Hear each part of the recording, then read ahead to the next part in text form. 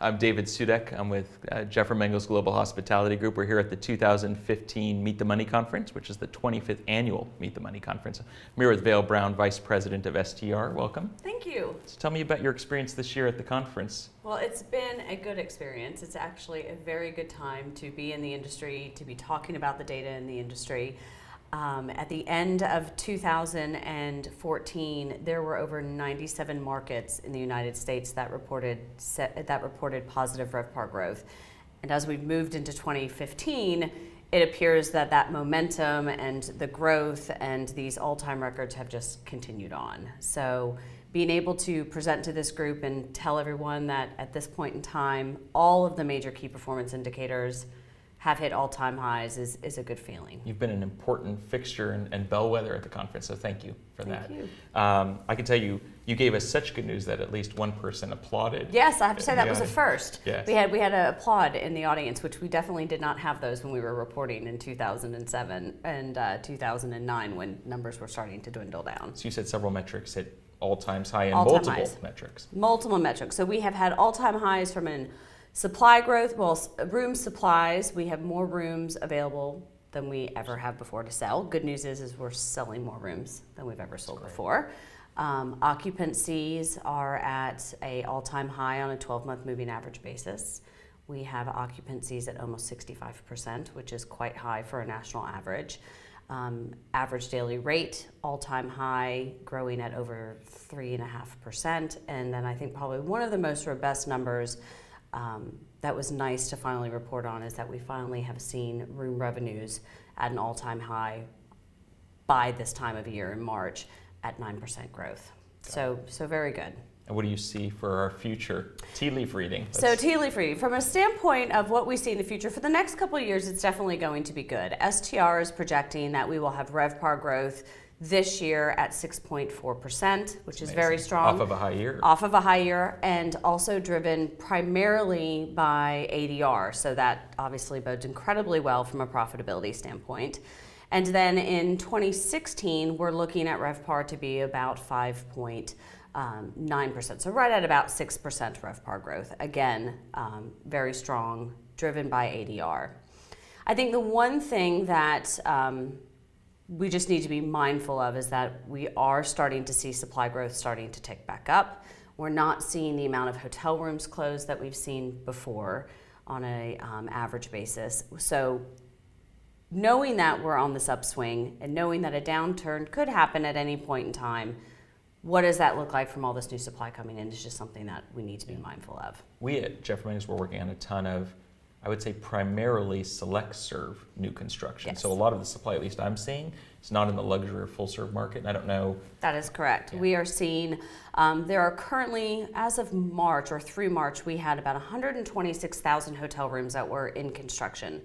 84,000 of those are in that upscale, upper mid-scale segment. So that represents around 67% of the total pipeline is in that select service. A lot of what we're seeing in growth in the top 25 markets from a pipeline standpoint, as well as the secondary markets, is in that segment as well. So that's not really uncommon. I think the percentage of it is what's a little bit more impressive than what we've seen in the past. Got it. Everyone knows STR for competitive set analysis. I mean, every management agreement I do has an STR reference for competitive set. But what else? What's the general platform of STR? Can you give us an idea of what sort of services you're offering and how you're looking to expand on a go forward? We have been, so this year we're turning 30 and we've done an amazing job. Birthday. Happy birthday, we're a young Yes. 30. We have definitely put ourselves in a very, and we're very fortunate position to be in as really the leader in competitive benchmarking, not only in the United States, but globally.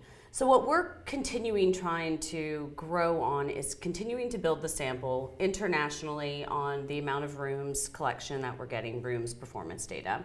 And then we're also looking to expand more metrics in the hotel operations, so focusing more on the food and beverage operations. You know, in the room side of things, the hotel owners and the management companies are look to the STAR report to understand the rooms dynamic. We don't really have that comparable in the F&B. So that's something that we have recently moved into, is really starting to get competitive benchmarking around the food and beverage operations. Now, is that only food and beverage operations run by the management company of that hotel? Of the hotels. Okay. Anything that they have the ability to essentially see the P&Ls. Right. Any outlets that are rented out to third parties, it's a different type of accounting structure, so we won't see those. But a lot of it focusing on catering, F&B, in-room and dining, and then the restaurants in which that are managed by the properties. Got it. So it's exciting, as well as continuing to increase our overall P&L collection. We get data in the United States from about 5,400 hotels. Wow. So really looking to expand that as well. And you're providing raw data, or are you providing an analysis of that data? An analysis of that data. Okay. Analysis of that data. And then with that, turning 30, and we always want to remember what got us where we were, which is the great relationships in the tourism and hospitality industry, specifically with hotels. We are looking to try to really expand the expertise of the competitive benchmarking that we've brought to the hotel industry to other industries. So there's been a new creation with us within STR, looking at what other industries could we provide benchmarking that are in need of it, and bring those same expertise that we've done to the hotel industry. Are you expanding office-wise internationally as well? So we actually created our global entity in 2008. So we have an office in London.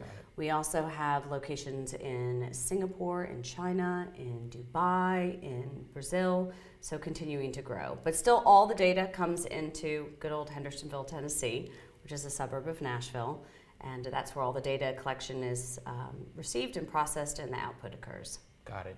And what's the prediction, you think, for market share in terms of full service versus select service? Do you have any sense as to what I was told earlier was effectively that average daily rate is going to increase for select serve as they appeal to millennials, that now there won't necessarily be a competitive advantage for a full-service restaurant-based hotel. Wow. I'm just curious whether you're seeing that trend.